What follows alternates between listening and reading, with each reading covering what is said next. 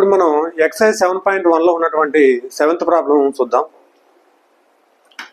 7th problem ఒకసారి మనకి AP అనేది ఒక లైన్ సెగ్మెంట్ ఇచ్చాడు. ఏపీ అనేది లైన్ సెగ్మెంట్ ఇచ్చేసి దానికి పి అనేది ఒక పాయింట్ మిడ్ పాయింట్ ఇచ్చాడు అనమాట. మిడ్ పాయింట్ ఇచ్చాడు. ఆ తర్వాత మిడ్ పాయింట్ ఇచ్చేసిన తర్వాత ఏమి ఇచ్చాడంటే బిఏడి యాంగిల్, ఈ యాంగిల్. ఆ తర్వాత ఈబిఏ ఈ యాంగిల్ ఈక్వల్ ని ఇచ్చేసాడు. ఆ తర్వాత పి అనే పాయింట్ దగ్గర ఆల్రెడీ ఈ యాంగిల్స్ కూడా ఈక్వల్ అని ఇచ్చేసాడు అనమాట. ఇచ్చేసి మనల్ని ఏం కనుక్కోమంటాడంటే ఒక ట్రయాంగిల్ కి 2 ట్రయాంగిల్స్ ఏమంటే DAP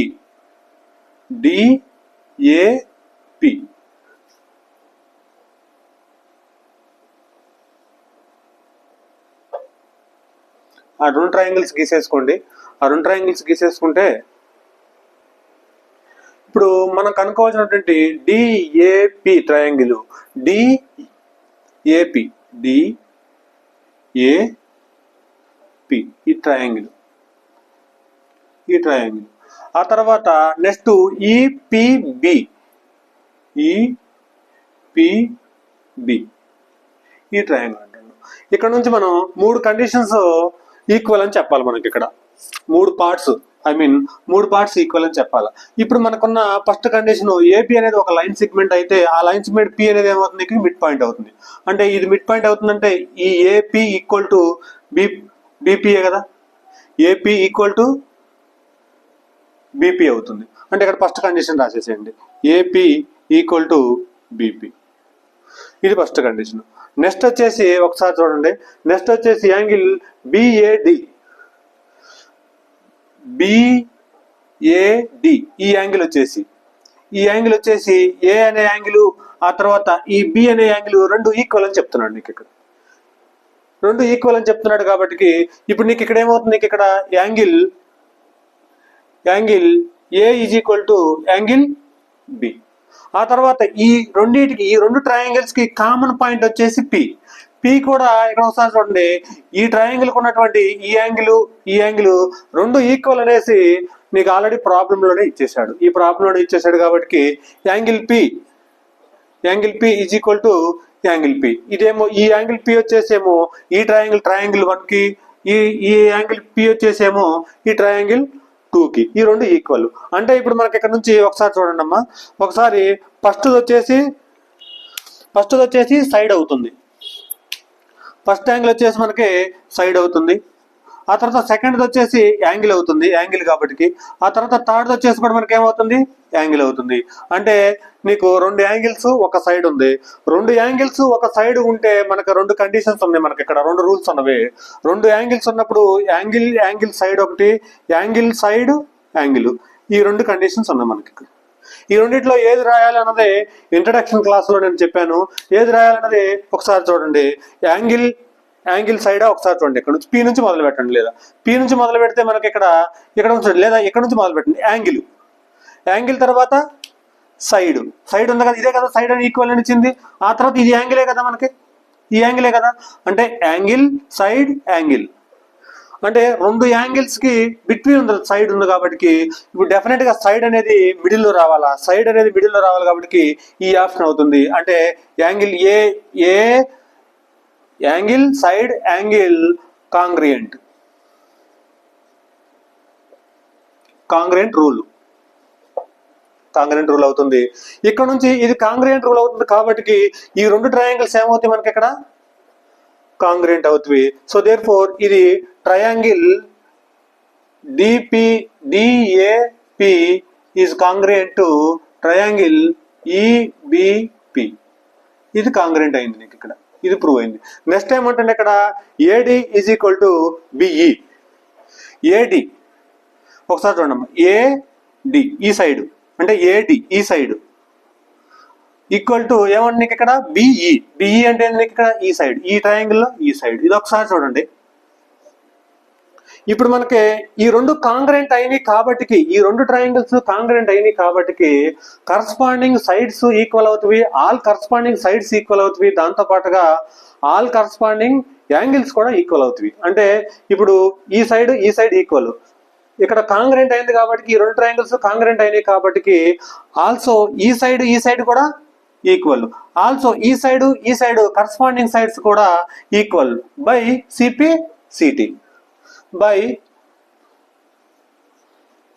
city AD is equal to, AD అంటే నీకు ఈ side is equal to BE. So ఇది అవుతుంది నీకు ఇక్కడ బై సిపిసిటి నుంచి మనకి ఇక్కడ AD is equal to B రాసేసుకోవచ్చు. లేదు ఇక్కడ మనకి క్వశ్చన్ లో angle E is equal to angle D అని చెప్పమంట అనుకో, అప్పుడు యాంగిల్స్ ఒకసారి చూడండి. ఈ యాంగిల్ కరస్పాండింగ్ యాంగిల్స్, ఈ యాంగిల్స్ ఈక్వల్, ఆ తర్వాత ఈ యాంగిల్స్ కూడా ఈక్వల్, కరస్పాండింగ్ యాంగిల్స్ ఈ రెండు ఈక్వల్. ఆటోమేటిక్ గా కాంగ్రెంట్ అయింది కాబట్టి, కాంగ్రెంట్ రూల్ కండిషన్ ఈక్వల్ అయింది కాబట్టి ఈ యాంగిల్స్ కూడా ఈక్వల్ అని రాసేసుకోవచ్చు బై సిపి నుంచి. ఇది వచ్చేసి 7th problem. 8th problem, last problem. In right angle triangle ABC, ఇది రైట్ యాంగిల్ ట్రయాంగిల్ అంటుండో అట్ సి దగ్గర నీకు రైట్ యాంగిల్ అంటాడు, నీకు ఇక్కడ రైట్ యాంగిల్ అంటున్నాడు కాబట్టి ఇక్కడ ఇది సి దగ్గర రైట్ యాంగిల్ అన్నాడు కాబట్టి 90 degrees రాసేసుకోండి. ఇక్కడ నీకు ఇది 90 degrees రాసేసుకోండి. నెక్స్ట్ ఏమంటుంది చూడండి, M is mid point of hypotenuse. అంటే నీకు ఇక్కడ ఒకసారి చూడండి, ఇది రైట్ యాంగిల్ ట్రయాంగిల్ అయినప్పుడు ఇది 90 degrees అయినప్పుడు 90 degrees కి ఆపోజిట్ గా ఉన్నటువంటి సైడ్ వచ్చేసి హైపోథిస్ సైడ్ అవుతుంది. నీకు ఇక్కడ హైపోథిస్ సైడ్ వచ్చేసి నీకు ఇక్కడ మిడ్ పాయింట్, హైపోథిస్ సైడ్ కి ఎం అనేది మిడ్ పాయింట్ అవుతుంది. అంటే ఎం అనేది మిడ్ పాయింట్ అవుతుంది కాబట్టి డెఫినెట్ గా ఈ సైడ్ ఈక్వల్ టు ఈ సైడ్, అంటే ఈ ట్రయాంగిల్ లో ఈ సైడ్ ఈక్వల్ టు ఈ సైడ్ ఈక్వల్ అవుతుంది. ఇక్కడ రెండు లెన్స్ సేమ్ అవుతుంది. నెక్స్ట్ వచ్చేసి ఒకసారి చూడండి, C is joint to M అంటండు. సి అనే పాయింట్ వచ్చేసి జాయింట్ టు ఎం అంటండి. ఇక్కడికి జాయిన్ చేశాను అంటండు.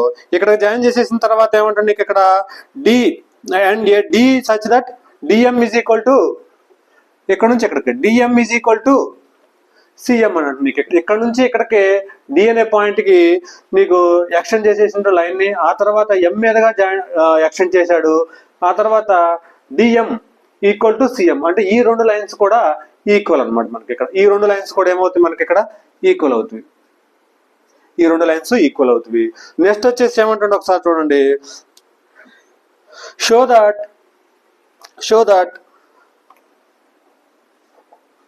దట్ ఏంది ఒకసారి, ట్రయాంగిల్ ఏఎంసి, ట్రయాంగిల్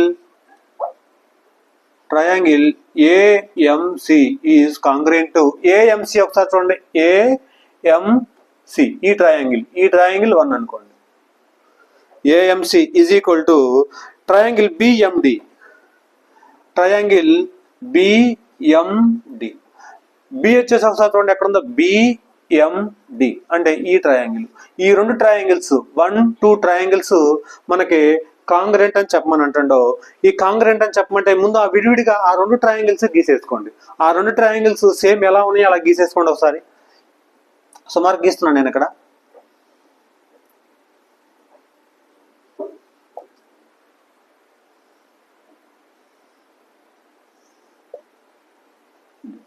ఇది గీసేసుకుంటున్నాను ఇక్కడ. ఇది ఫస్ట్ కండిషన్ మనం ప్రూవ్ చేయాల్సింది. ఏసిఎం ఎండిబి. ఇప్పుడు మనం ఇక్కడ 3 కండిషన్స్ అనేవి మన కరస్పాండింగ్ పార్ట్స్ అనేవి ఈక్వల్ అని చెప్పాలి. 3 కరస్పాండింగ్ పాయింట్స్ ఈ రెండిట్లో ఈక్వల్ అని చెప్పాలి అతను ఇచ్చిన దాన్ని బట్టి. సో ఇప్పుడు ఒకసారి చూడండి, ఇప్పుడు ఇచ్చిన కండిషన్ లో ఏఎం ఈక్వల్ టు బిఎం అంతే కదా. ఏఎం అంటే ఈ పార్ట్, ఆ తర్వాత బిఎం అంటే ఈ పార్ట్. అంటే ఇక్కడ ఇచ్చిన దాన్ని బట్టి ఒకసారి చూడండి, ఈ condition AM equal to BM ఒక ఫస్ట్ కండిషన్ మనం చెప్పగలను. ఆ తర్వాత నెక్స్ట్ ఒకసారి చూడండి, నెక్స్ట్ వచ్చేసి ఇవి ఈ రెండు లైన్స్ ఇంటర్సెక్టింగ్ లైన్స్ అంతే కదా. ఈ రెండు లైన్స్ అనేవి ఏబి, ఆ తర్వాత ఏబి, ఆ తర్వాత సిడి. ఈ రెండు లైన్స్ వచ్చేసి ఇంటర్సెక్టింగ్ లైన్స్ అయినప్పుడు ఆపోజిట్ యాంగిల్స్ ఏమవుతుంది నీకు ఇక్కడ ఆపోజిట్ యాంగిల్స్ ఇంటర్సెక్టింగ్ దగ్గర ఆపోజిట్ యాంగిల్స్ అనేవి ఈక్వల్ అవుతుంది నీకు ఇక్కడ. ఆపోజిట్ యాంగిల్స్ అనేవి ఈక్వల్ అవుతాయి కాబట్టి ఈ ఎం అనే యాంగిల్ ఈక్వల్, ఈ ఎం అనే యాంగిల్ ఎంత అయితే ఉంటుందో ఎక్స్ ఉంటే ఈ ఎం అనే యాంగిల్ కూడా ఎక్స్ ఉంటుంది. అంటే ఈ రెండు angles equal, vertically opposite angles equal.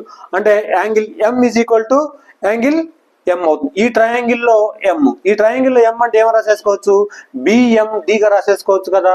Angle BMD equal to ఈ ట్రయాంగిల్లో సిఎంఏగా రాసేసుకోవచ్చు, యాంగిల్ సిఎంఏ. నీ ఇష్టం, ఏఎంసిగా రాసేసినా పర్వాలేదు. నీకు మిడిల్ టర్మ్ లో ఆల్ఫాబెటికల్ లో మిడిల్ టర్మ్ లో ఏ టర్మ్ అయితే ఉంటుందో మిడిల్ దాంట్లో దాని యాంగిల్ మనం చెప్తున్నట్టు అర్థం. ఇప్పుడు ఈ రెండో కండిషన్ కూడా వచ్చేసింది. రెండు ఒక యాంగిల్ ఒక సైడ్ ఈక్వల్ అయింది.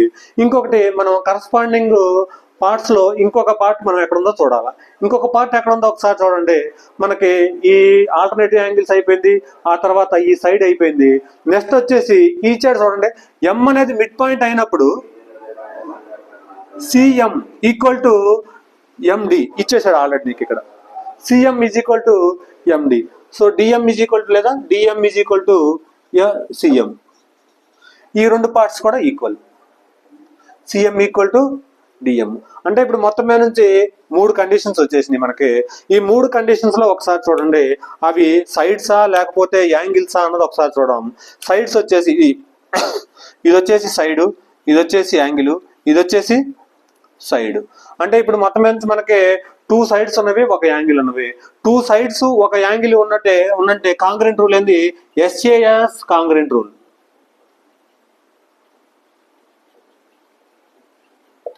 ఎస్ఏఎస్ కాంగ్రెంట్ రూల్ అనమాట. ఎస్ఏఎస్ కాంగ్రెంట్ రూల్ నుంచి మనం ఏమైనా రాసేసుకోవచ్చు, ఎస్ఏఎస్ కాంగ్రెంట్ రూల్ నుంచి మనం ఈ ట్రయాంగిల్ అనేది ఈ రెండు ట్రయాంగిల్స్ అనేవి కాంగ్రెంట్ రాసేసుకోవచ్చు. అంతే కదా.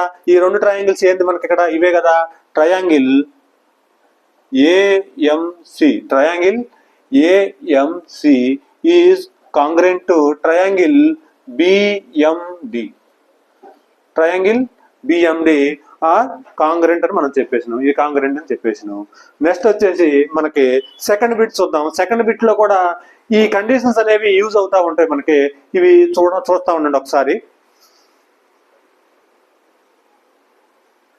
ఇక్కడ సెకండ్ బిట్ వచ్చేసి యాంగిల్ డిబిసి, యాంగిల్ డిబిసి. ఈ ట్రయాంగిల్ వచ్చేసి మనకి రైట్ యాంగిల్ ట్రయాంగిల్ అని చెప్పమంటాడు. కానీ సి దగ్గర మనకి రైట్ యాంగిల్ ట్రయాంగిల్ ఉంది, కానీ ఈ ట్రయాంగిల్ కాదు, ఇక్కడ ఈ ట్రయాంగిల్ అంటాడు. అంటే బి దగ్గర రైట్ యాంగిల్ ట్రయాంగిల్ అని చెప్పమంటుంది. ఇక్కడ బి దగ్గర 90 degrees ఉంటుంది అని చెప్పమని అంటాడు. ఫర్ ఎగ్జాంపుల్ ఇలా గీసేసుకుందాం మనం. ఇలా గీసేసుకున్నాం అనుకో. ఫర్ ఎగ్జాంపుల్ ఇలా గీసేసుకున్న తర్వాత ఇప్పుడు మనకి ఇక్కడ ఈ 2 లైన్స్ ఉన్నవి ఇలాగా. ఈ 2 లైన్స్ ఎలాగ ఉన్నాయి అంటే ఈ లైన్ గీసాను. ఫర్ ఎగ్జాంపుల్ ఇది ఏ, ఇది సి, ఇది వచ్చేసి డి, ఇది వచ్చేసి బి. ఇలాగుంది మనకి ఇక్కడ.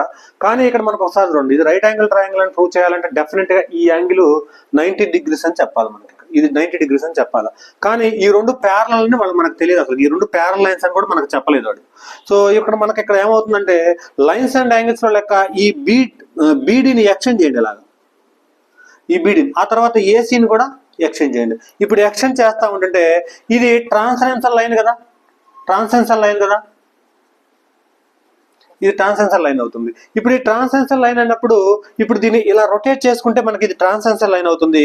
ఈ ట్రాన్స్ఫరెన్షియల్ లైన్ లో ఈ 2 యాంగిల్స్ కూడా, ఈ 2 యాంగిల్స్ ఏమైతే ఇంటీరియర్ యాంగిల్స్, ఈ 2 కూడా ఆల్టర్నేటివ్ కాదు, సేమ్ సైడ్ ఉన్నవి, కో ఇంటీరియర్ యాంగిల్స్. ఈ 2 కూడా ఏమవుతుంది ఇక్కడ కో ఇంటీరియర్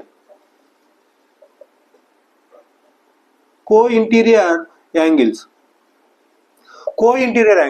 కానీ కో ఇంటీరియర్ యాంగిల్స్ వచ్చేసి మనకి ఏమవుతుంది ఇక్కడ, ఈ కో ఇంటీరియర్ యాంగిల్స్ సమ్ ఏమవుతుంది మనకి ఇక్కడ. ఫర్ ఎగ్జాంపుల్ ఇది స్మాల్ ఏ స్మాల్ బి అనుకుంటే ఈ కో ఇంటీరియర్ యాంగిల్స్ యొక్క సమ్ వచ్చేసి 180 degrees అవుతుంది. ఇది మనకి లైన్స్ అండ్ యాంగిల్స్ లో ఒకసారి మీరు రివిజన్ చేసుకుంటే ఈ కండిషన్ మీకు తెలుస్తుంది. కో ఇంటీరియర్ యాంగిల్స్ లో మనకి ఇది 180 degrees అవుతుంది. కానీ ఇక్కడ ఒకసారి చూడండి, ఈ ఏ ఫర్ ఎగ్జాంపుల్ ఇది బి అనుకొని, ఇది సి, ఇది ఏ అనుకుని, ఇది బి అనుకుంటే, కానీ బి యాంగిల్ ఏంది మనకి ఇక్కడ, ఈ లైన్ లో బి యాంగిల్ ఏంది మనకి, ఇది 90 degrees. ఇది 90. అంటే already B is equal to ఏమవుతుంది మనకి ఇక్కడ 90 డిగ్రీస్ అవుతుంది. ఇది 90 డిగ్రీస్ అవుతుంది కాబట్టి బి ప్లేస్ లో 90 డిగ్రీస్ సబ్స్టిట్యూట్ చేసేసుకొని సింప్లిఫై చేసేసుకుంటే ఏ ఈజ్ ఈక్వల్ టు ఏమవుతుంది మనకి 180 మైనస్ 90 అవుతుంది. That is equal to A is equal to 90 degrees అవుతుంది. అంటే బి ప్లేస్ లో మనకి ఇది 90 డిగ్రీస్ వస్తుంది. 90 డిగ్రీస్ వస్తుంది కాబట్టి ఈ triangle DBC right angle triangle అవుతుంది. ఇది ఎక్స్ప్లెనేషన్. ఇది ఒకసారి రాస్తున్నా చూడండి అమ్మ. నేను ఇక్కడ రాశాను చూడండి. BC is transversal line of BD and CA ఏసీకి. ఈ ఏసీకి ఇది ట్రాన్సెన్షన్ లైన్ అవుతుంది. ఈ ట్రాన్సెన్షన్ లైన్ అయితే ఇప్పుడు sum of the co interior angles మనకి ఇక్కడ సిన్స్ ఇది 180 అని ఎందుకు రాశానంటే co interior angles sum of the 2 angles is equal to 180 degrees అవుతుంది. సిన్స్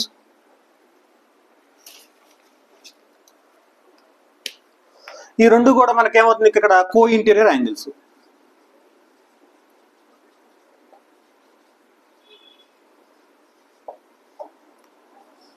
కో ఇంటీరియర్ యాంగిల్స్. నెక్స్ట్ వచ్చేసి కో ఇంటీరియర్ యాంగిల్స్ కాబట్టి 180 రాసేసాను. ఇప్పుడు గివెన్ దట్ మనకి ఇచ్చిన దాని ప్రకారం ఇక్కడ ఏంది మనకి ఇక్కడ ఆల్రెడీ మనకి ఇచ్చిన దాని ప్రకారం సమ్ ఆఫ్ ద యాంగిల్స్ రాసేసుకోండి ముందు. సరే, ఈ ముందు రాసేసుకుంటే DBC యాంగిల్ DBC ప్లస్ ఈ యాంగిల్ రాశాను. నెక్స్ట్ వచ్చేసి ఈ angle ACB angle ACB is equal to మనకి 180 డిగ్రీస్ అవుతుంది. ఇక్కడ 180 డిగ్రీస్ అయిన తర్వాత ACB ఒకసారి చూడండి. ACB వచ్చేసి మనకి ఏమవుతుంది ఇక్కడ 90 డిగ్రీస్ అవుతుంది. ఈ 90 డిగ్రీని ఇక్కడ సబ్స్టిట్యూట్ చేసేసేయండి. Angle DBC plus 90 degrees is equal to 180. ఇది గివెన్ మనకి గివెన్ ఇచ్చేసాను. ఇక్కడ నుంచి 90 అవతలు తీసుకెళ్ళండి. Angle DBC is equal to 180 minus 90 degrees that is equal to 90 degrees. ఇప్పుడు 90 డిగ్రీస్ కాబట్టి therefore DBC is equal to right angle అవుతుంది.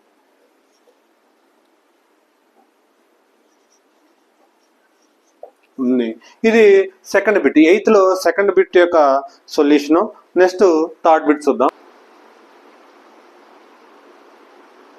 ఇప్పుడు థర్డ్ బిట్ వచ్చేసి ట్రయాంగిల్ DBC. ఈ ట్రయాంగిల్ అమ్మా DBC నేను గీసేటటువంటి ఈ ట్రయాంగిల్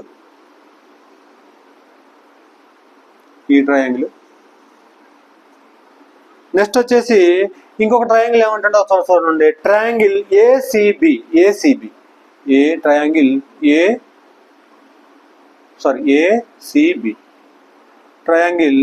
ACB ఈ ట్రయాంగిల్స్ ఈ రెండు ట్రయాంగిల్స్ కాంగ్రెన్స్ అని చెప్పమని అంటుండే. ఇక్కడ ఈ రెండు ట్రయాంగిల్స్ ఏ కాంగ్రెన్స్ అని చెప్పమని అంటుండో. ఈ రెడ్ మార్క్ తో గీసింది ఒక ట్రయాంగిల్ మనకు, ఆ తర్వాత బ్లూ మార్క్ తో గీసినటువంటిది ఇది ఒక ట్రయాంగిల్. ఈ రెండింటికి కామన్ ట్రయాంగిల్ ఇది అనమాట. మనకి రెండింటికి ఇది ఉంటుంది. ఇది విడివిడిగా రాసేసుకున్నాను నేను ఇక్కడ. ఈ విడివిడిగా రాసేసుకున్న తర్వాత ఇప్పుడు ఒకసారి చూడండి. ఇక్కడ మనకి 3 పార్ట్స్ అనేవి ఈక్వల్ చేయాలా. రెండు ట్రయాంగిల్స్ లో కూడా 3 పార్ట్స్ అనేవి కాంగ్రెన్స్ పార్ట్స్ అనేవి ఈక్వల్ చేయాలా. ఇప్పుడు 3 పార్ట్స్ ఒకసారి చూడండి. ఇప్పుడు 3 పార్ట్స్ వచ్చేసి ఇది BC. ఈ BC అనేది రెడ్ లైన్ బ్లూ లైన్ రెండు అంటే కామన్ లైన్. ఈ రెండింటికి కామన్ లైన్ కాబట్టి ఇది రాసేసుకోండి. ఫస్ట్ కండిషన్ వచ్చేసి మనకి ఇక్కడ BC is equal to BC అవుతుంది. అంటే ఒక సైడ్ వచ్చేసింది మనకి కామన్ పార్ట్. ఆ తర్వాత మనకి ఇచ్చినటువంటి దాంట్లో ఇది ఈ రైట్ యాంగిల్ ట్రయాంగిల్ కి ఇది హైపోటెనస్ సైడ్, ఆ తర్వాత ఈ రైట్ యాంగిల్ ట్రయాంగిల్ కి ఇది హైపోటెనస్ సైడ్. ఈ రెండు సైడ్స్ ఈక్వల్ అని మనం ప్రూవ్ చేసినాం already. DC is equal to AC అవుతుంది. అంటే DC is equal to AC. ఇది ఒక సైడ్ వచ్చేసింది ఆల్రెడీ. తర్వాత నీకు ఇది రైట్ యాంగిల్ ట్రయాంగిల్ అని ఇచ్చాడు మనకి ఇక్కడ. ఈ యాంగిల్ అనేది రైట్ యాంగిల్ ట్రయాంగిల్, ఈ యాంగిల్ అనేది మనకు రైట్ యాంగిల్ ట్రయాంగిల్ అని ఇచ్చేసాడు. So that is equal to angle ACB is equal to angle ACB ఇది 90 డిగ్రీస్. ఆల్రెడీ మనకి DBC ఇది 90 డిగ్రీస్ అని మనం సెకండ్ కండిషన్ లో సెకండ్ ప్రాబ్లం లో ప్రూవ్ చేసినాం మనం. యాంగిల్ DBC ఇది 90 డిగ్రీస్ అని మనం ప్రూవ్ చేసినాం. సెకండ్ కండిషన్ లో ప్రూవ్ చేసినాం మనం ఇక్కడ. అంటే ఇప్పుడు ఒకసారి చూడండి. BC ఈక్వల్ టు BC ఈ రెండు ఈక్వల్ అయినవి సేమ్ సైడ్స్. ఆ తర్వాత AC is equal to DC, AC is equal to DC, ఈ రెండు ఈక్వల్. ఆ తర్వాత యాంగిల్ దగ్గర సి దగ్గర 90 డిగ్రీస్, ఇక్కడ ఈ ట్రయాంగిల్ లో బి దగ్గర 90 డిగ్రీస్. ఇప్పుడు 3 కండిషన్స్ వచ్చేసినాయి మనకి, ఇక్కడ 3 కండిషన్స్ వచ్చేసినాయి. ఈ 3 కండిషన్స్ లో మనకి ఇక్కడ ఒకసారి చూడండి, ఈ 3 కండిషన్స్ లో మనకి ఏమేమి సైడ్స్ ఏమేమి యాంగిల్స్. ఇది సైడ్, ఇది కూడా సైడ్, ఇది వచ్చేసి యాంగిల్. అంటే దేర్ ఫోర్ మనకి ఎస్ఎస్ఏ, ఇది ఒక 2 సైడ్స్ ఒక ఏ ఉంది. డెఫినెట్ గా 2 సైడ్స్ ఒక ఏ ఉన్నప్పుడు ఇది ఒకటి మాత్రమే ఉంటుంది నీకు ఇక్కడ, side angle side, side angle side congruent.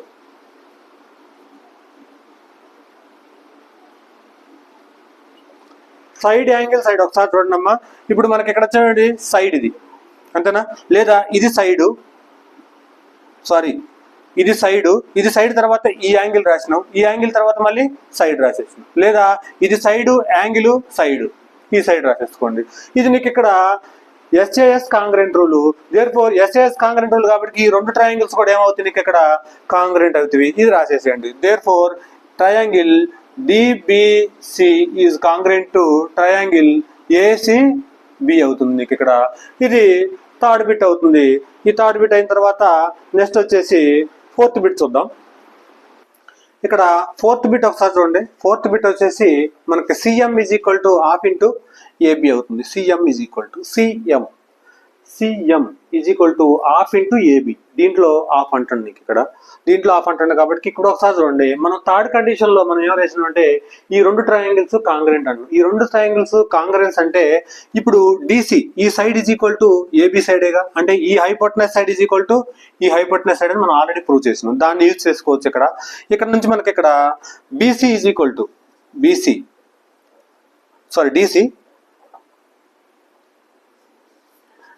Is equal to ఏమని రాసేసుకోవచ్చు ఏబి. ఇది థర్డ్ కండిషన్ నుంచి.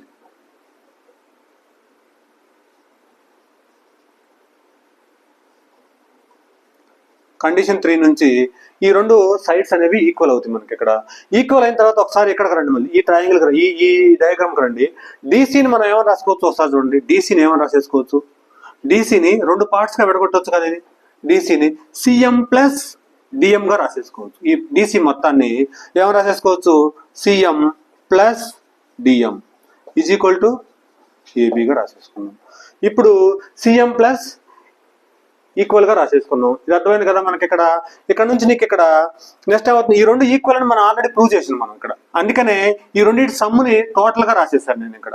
ఇది రాసేసిన తర్వాత నెక్స్ట్ వచ్చేసి ఒకసారి చూడండి, ఈ సిఎం ఈజ్ ఈక్వల్ టు ఈ 2 ఈక్వల్ అని ఆల్రెడీ ప్రూవ్ చేసినాం కదా మనం. CM is equal to DM అని మనం ప్రూవ్ చేసినాం ఆల్రెడీ. సెకండ్ కండిషన్లో ఎక్కడ మనం ప్రూవ్ చేసినాం. ఆ కండిషన్లో ఇప్పుడు డిఎం ప్లేస్ లో సిఎం రాసేసుకోవచ్చు. సిఎం ఎందుకు రాసుకున్నారంటే మనం ప్రూవ్ చేయాల్సింది సిఎం. అలా కాకుండా ఇక్కడ డిఎం ఉన్నట్టయితే సిఎం ప్లేస్ లో ఇక్కడ సిఎం ప్లేస్ లో డిఎం రాసేసుకున్నాం, అప్పుడు 2 డిఎం అయ్యేది మనకి ఇక్కడ. సో ఇప్పుడు ఇక్కడ నుంచి మనం ఏమో రాసేసుకోవచ్చు, ఇక్కడ సిఎం అలాగనే ఉంచేసాను. ఆ తర్వాత డిఎం ప్లేస్ లో ఏమో రాసేసుకోవచ్చు CM. So CM plus CM is equal to AB అవుతుంది ఇక్కడ. ఆ తర్వాత సిఎం ప్లస్ సిఎం అంటే 2 సిఎం అవుతుంది ఇక్కడ. 2 CM is equal to AB అవుతుంది. So CM is equal to half into AB అవుతుంది. ఇది ఫోర్త్ బిట్. ఎయిత్ ప్రాబ్లంలో ఫోర్త్ బిట్ ఇది half is equal to AB అవుతుంది సిఎం. ఇది ఈ ఎక్సర్సైజ్ లో ఉన్నటువంటి చివరి ప్రాబ్లం. నా వీడియో కనుక నచ్చితే please like and share and subscribe. Thank you.